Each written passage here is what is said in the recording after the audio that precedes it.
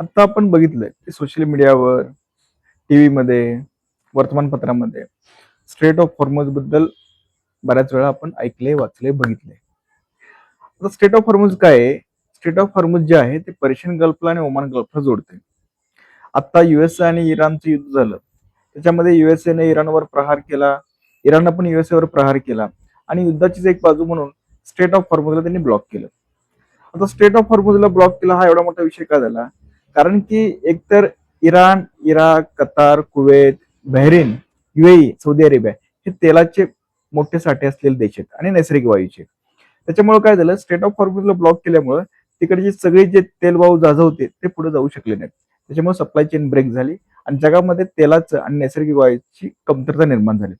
स्वाभाविक त्याच्यामुळे आपल्याकडे पेट्रोल डिझेलचे दर वाढले, एलपीजीचे शॉर्टेज निर्माण झाले. तर हे परिणाम आपल्याकडे बघायला मिळतात. आतापर्यंत काय होतं की जगामध्ये एखाद्या ठिकाणी कुठली घटना घडली तर तिचं त्याच स्थानिक ठिकाणी परिणाम भोगावा लागतो. परंतु आता तसं राहिलेलं नाही. हे ग्लोबल विलेज बनते.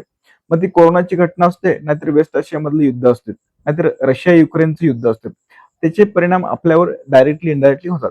कारण की आता आपण बघितलं वेस्ट आशियामध्ये युद्ध झालं तर आपल्याला त्याचे किंमत चुकवावी लागली. कारण की तेलाचे दर वाढले, नैसर्गिक वायूचे दर वाढले, एलपीजीचे दर वाढले आणि आपली इकॉनॉमी हळू ढासळायला लागली.